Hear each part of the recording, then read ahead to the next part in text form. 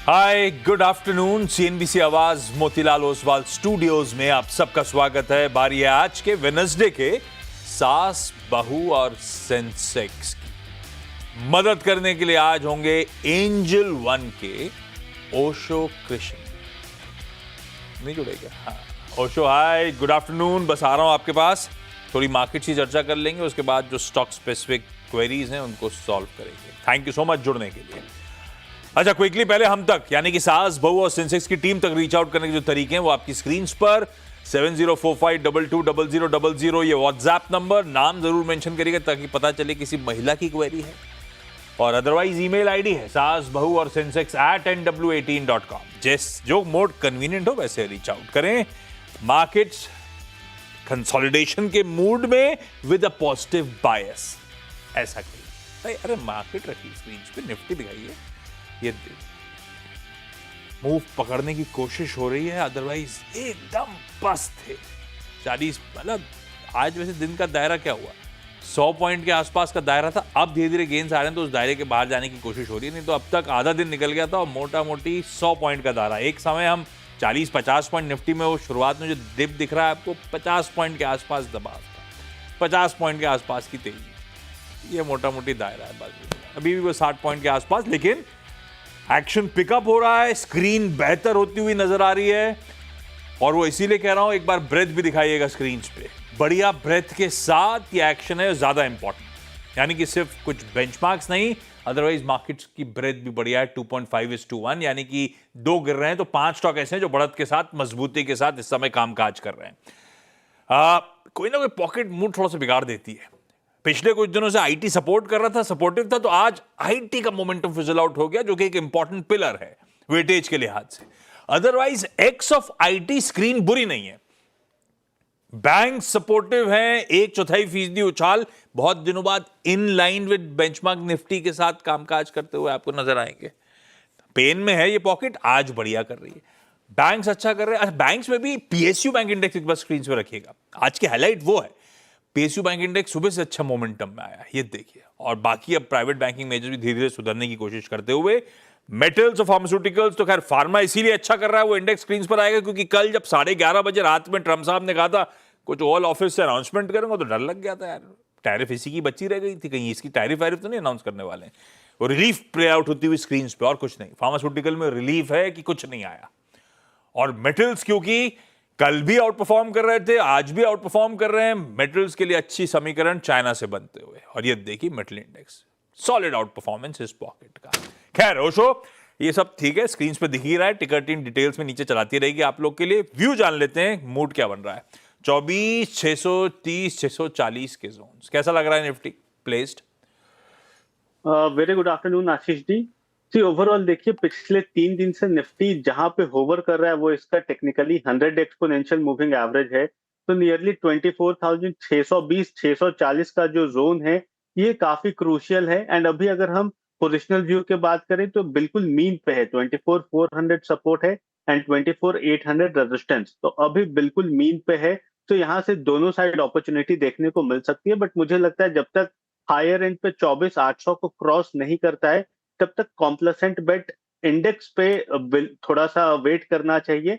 Dip पे आए market तो बिल्कुल बाई करें, हायर लेवल्स पे अपने पोजीशंस को लाइट कर लें। आज के लिए भी सेम व्यू था कि नियरली 24,530 540 के स्पॉट लेवल्स पे बाई करें एंड 640-50 जो कि 100 एक्सपोनेंशियल मूविंग एवरेज है, यहाँ पे अपने पोजीशंस को एक बार के लिए लाइट रखें। कल भी यहाँ पे हमें हायर लेवल से एक अच्छा सेल ऑफ देखने को मिला था, तो मुझे लगता है अभी इंडेक्स पे बहुत ज्यादा ध्यान नहीं देना चाहिए जब तक मेजर ब्रेकआउट नहीं दिखता है। बट यहाँ पे थीमेटिक मूवर्स बहुत अच्छे हैं। तो थीमेटिक मूवर्स में जैसे आज आपने बताया ही कि मेटल्स में काफी अच्छा परफॉर्मेंस है, फार्मा सेक्टर्स काफी अच्छा परफॉर्म कर रहे हैं। सो थीमेटिक मूवर्स पे ध्यान रखना चाहिए एंड उसके अकॉर्डिंग्स में अपने ट्रेड सेटअप को बना करके चलना। अज्यूम कर लीजिए जब ओशो से एसबीएस स्टॉक पिक मांगूंगा, जो थीम्स हाईलाइट कर रहे हैं आमतौर पर उसी थीम से ओशो चुन के लाते हैं। पर पहले एक चीज प्रॉमिस करी थी कल मैंने कि ऑन द शो दिखाएंगे, मतलब शो में कौन कौन से स्टॉक्स आने वाले हैं जिन पे हम चर्चा करने की कोशिश कर रहे होंगे। लाई बना के लाएंगे कुछ डायरेक्टर साहब, दिखाइए जरा कैसा ऑन द शो बनाया आपने। दिख तो ठीक रहा है, पर थोड़ा सा बदला चाहता था मैं कि स्क्रीन पे ही वो वाटर मार्क में आ जाए नाम लिखे हुए। खैर बढ़िया है, एकदम झगमग सा लग रहा है, colourful. Bajaj finance, Tata Motors, eternal, Adani enterprises, Adani power. Plate flip होगी तो कुछ और स्टॉक्स है, Tata chemicals, IRCTC, Tata communication. ये शो में डिस्कस, ज्यादातर स्टॉक्स डिस्कस हो रहे होंगे। प्रॉमिस नहीं करता हूं सारे, कई टाइम एक्सीड कर जाता हूं तो रोकना पड़ जाता है मुझे, पर ये शॉक्स हैं ऑन द शो, क्योंकि जो क्वेरीज आई हैं वही रख दी हैं स्क्रीन पे मैंने। आज हमें जयपुर, दिल्ली और अहमदाबाद जाना है, और मुंबई भी तो जाना है। डायरेक्टर साहब 4 जगह जाना है, दिख 3 लोग रहे हैं, एक कहां का मिसिंग है, पता नहीं। अहमदाबाद अब तक पैच नहीं हुआ है, ठीक है, होगा तो फिर स्क्रीन पे दिखा दीजिएगा। तो फिर ले चलता हूं पहले जयपुर आपको सीमा गुप्ता जी के पास। सीमा मैम, हाय, गुड आफ्टरनून। गुड अरे आफ्टरनून जयपुर सर। में भी तो बहुत बारिश हुई थी बीच में, अभी क्या हाल है? अभी भी हो रही है सर, सुबह से कंटिन्यू हो रही है। अरे बीच में तो रेड अलर्ट भी था जयपुर के लिए, अभी पता नहीं, लेकिन मैम कह रही है अभी भी बारिश होती चली जा रही। मैंने एक वो इमेज भी देखी थी, जयपुर से दिल्ली हाईवे की, बड़ा जैम पैक्ड, बुरा हाल हो रखा है। खैर सीमा मैम, पहला सवाल।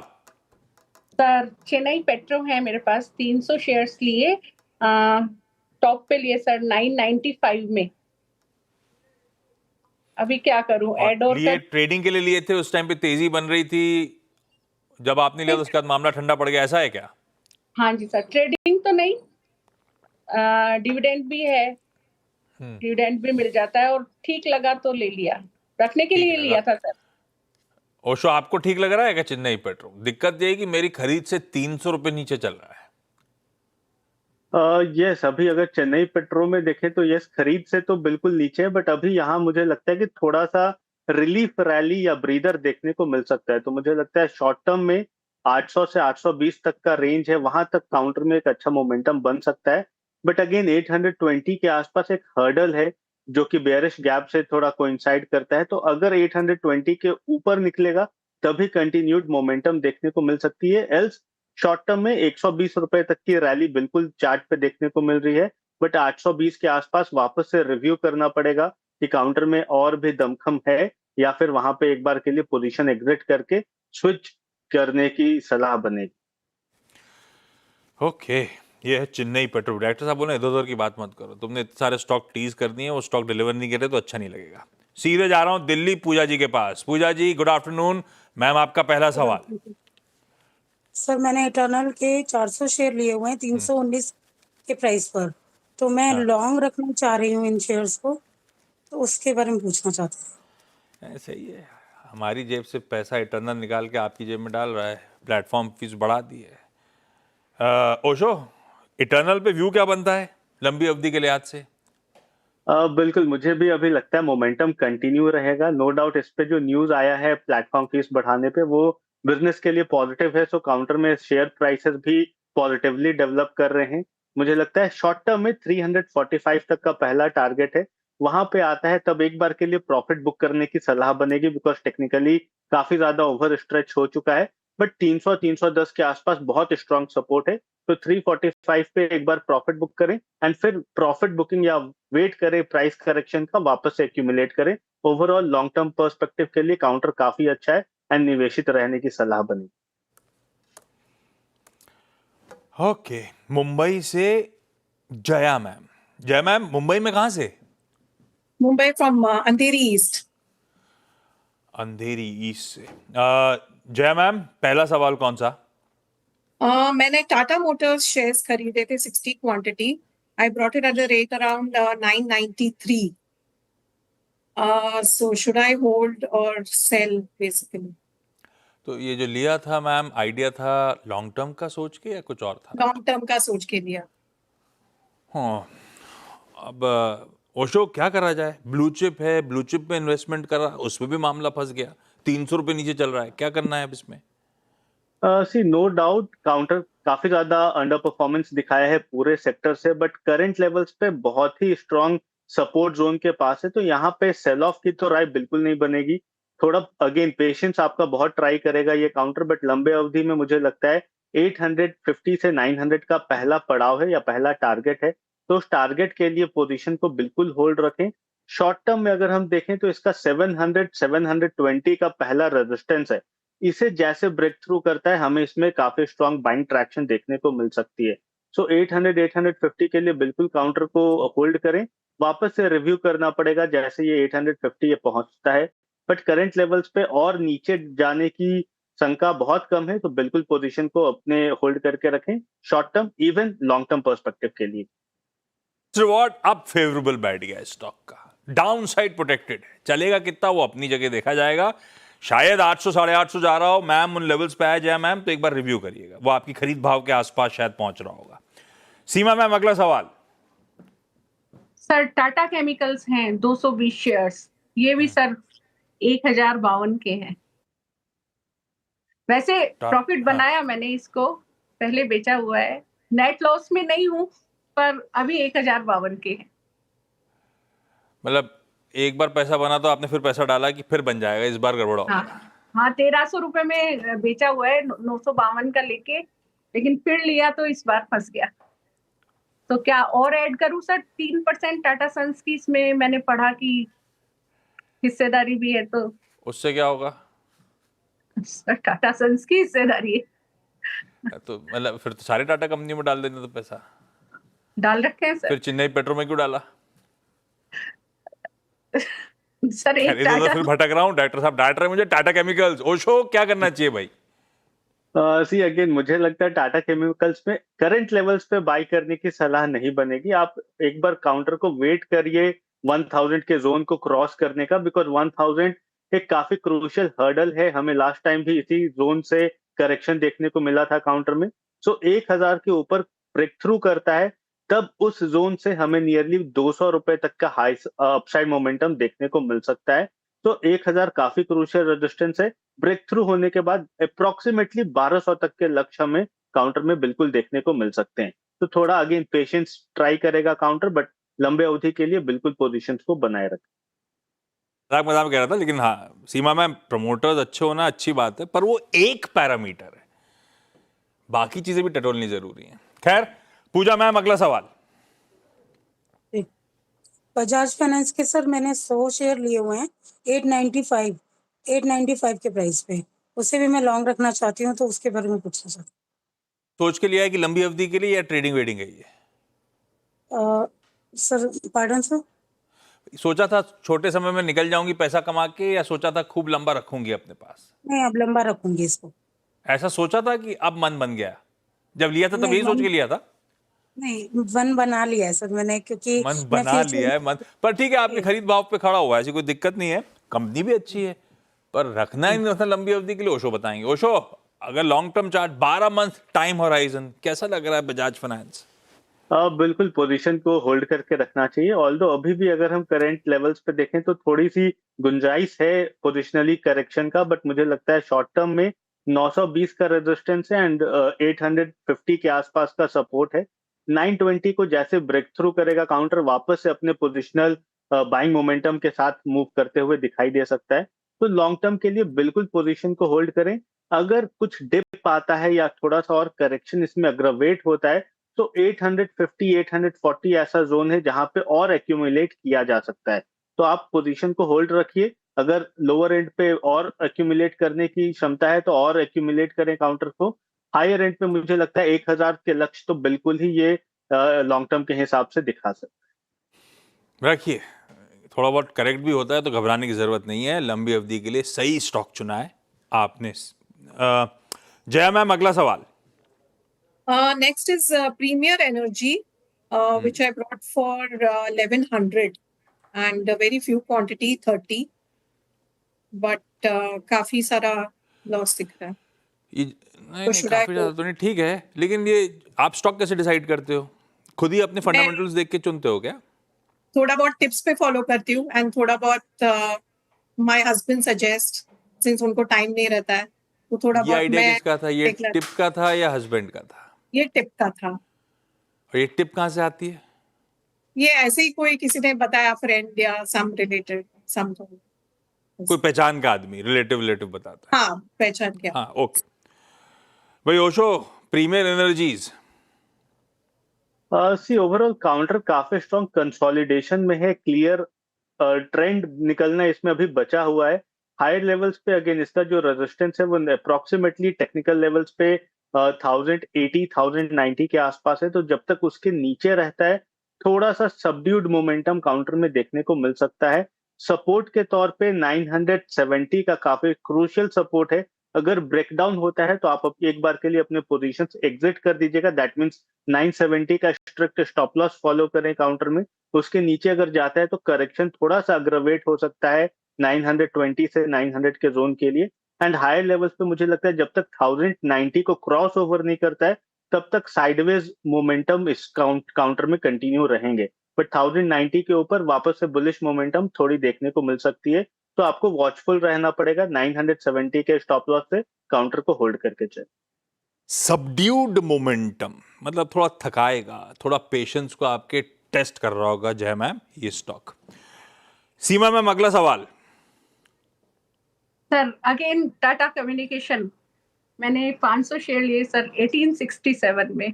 इसमें भी सर काम कर चुकी। पहले मैंने 2000 से ऊपर बेचा फिर ले लिया दोबारा। पहले दिन वही थे, पहले तो कोई भी स्टॉक लेता तो चल ही जाता। हाँ, अभी दिन बदल गए हैं, अभी सिलेक्टिव होने की जरूरत है। खैर टाटा कम्युनिकेशन बढ़िया है। क्या करना है इसमें 300 रुपए का इसमें भी लॉस हो रहा है। बेसिकली मैम ने मोमेंटम या पोजिशनल लिया हुआ है, ऐसा कोई दिल विल नहीं लगाया था, फंडामेंटल्स वगैरह नहीं जांचे थे। क्या करना चाहिए टाटा कम्युनिकेशन में? टाटा कम्युनिकेशन में अभी ट्रेंड थोड़ा सा वीक ही है। बट मुझे लगता है लोअर एंड पे इसका जो सपोर्ट है वो नियर बाय है। नियरली 1520 से 1500 का काफी स्ट्रॉन्ग सपोर्ट है जिसका ब्रेकडाउन होना काफी क्रूशियल रहेगा। तो 1500 का स्टॉप लॉस बिल्कुल होल्ड करके चलें। बट चांसेस बहुत ब्लीक हैं कि 1500 के नीचे स्लिप करेगा काउंटर। हायर लेवल्स पे मुझे लगता है इसका जो पहला रेजिस्टेंस है वो 1650 के आसपास है। जब तक 1650 को क्रॉस ओवर नहीं करता है तब तक लैकलस्टर मोमेंटम में रह सकता है। बट 1650 को क्रॉस करने के बाद एक शॉर्ट टर्म के लिए एक बुलिश मोमेंटम काउंटर में बिल्कुल देखने को मिल सकता है। एंड जिसका नेक्स्ट टारगेट रहेगा 1800। तो 1650 1800 ये दो टारगेट रहेंगे काउंटर में। एंड लोअर एंड पे 1500 का सपोर्ट है जिसका स्टॉप लॉस लगाने की सलाह बनी। अपनी प्रॉमिस पे डिलीवर कर रहा हूं। एक स्टॉक रह गया है IRCTC। जय मैम जल्दी से पूछ डालो आप। I brought it for 1001 and quantity 40. Husband का आइडिया? नहीं, ये मैंने खुद खरीदा। अच्छा वो बहुत बिजी रहता है, टाइम नहीं रहता। अच्छा, क्या करना है भाई ओशो? नाम बड़े हैं और मामला गड़बड़ाया हुआ है। बहुत समय से बिल्कुल आउट ऑफ फ्लेवर है IRCTC। क्या करूं? सी अगेन काउंटर अपने लॉन्ग टर्म मूविंग एवरेज के नीचे है। अगर इसका 200 सिंपल मूविंग एवरेज देखें तो 760 के आसपास का है। एंड बहुत दिनों से ये अपने लॉन्ग टर्म मूविंग एवरेज के ऊपर निकला नहीं है काउंटर। तो 760 काफी क्रूशियल हर्डल है। इसके ऊपर निकलने के बाद ही एक अच्छा ट्रैक्शन काउंटर में देखने को मिल सकता है। एंड लोअर एंड पे इसका जो सपोर्ट है वो नियरली 650 660 के आसपास का है। तो अगेन सेम व्यू रहेगा कि 650 का स्टॉप लॉस से काउंटर को होल्ड करें। यहाँ से डाउनसाइड लिमिटेड है बिकॉज ऑलरेडी काफी ज्यादा ओवरसोल्ड पोजीशंस बन चुके हैं काउंटर पे। एंड हायर लेवल्स पे 760 को क्रॉस ओवर करने के बाद ही एक पॉजिटिव ट्रैक्शन काउंटर में बनते हुए दिखाई दे सकता है। तो 650 के स्टॉप लॉस से काउंटर को होल्ड करें। 760 का पहला टारगेट है, उसे ब्रेक थ्रू करता है तो नियरली वहां से हमें बुलिश मोमेंटम काउंटर में रिटर्न होते हुए दिखाई दे सकते हैं। ओके, सारे स्टॉक्स कवर कर लिए। अदानी एंटरप्राइजेज रह गया था क्योंकि अहमदाबाद की लाइन पैच नहीं हुई। खैर चलिए, Seema ma'am, Pooja ma'am, Jaya ji, thank you so much आप सबका जुड़ने की। ओशो इनफैक्ट आपका भी धन्यवाद। ब्रेक ले रहा हूं, ब्रेक के उस पार लौटूंगा तो एक क्विक मार्केट अपडेट। वो अच्छा आए थे अभी, वो 620 के आसपास निफ्टी कामकाज करता हुआ। अरे चार्ट नहीं दिखाई इंटरडे की, क्या हुआ? ये देखिए ठंडा पड़ गया। खैर, हमारी अगली मुलाकात होनी है 1:27 और आज तो एक ही चीज लाइमलाइट हॉक कर रही है।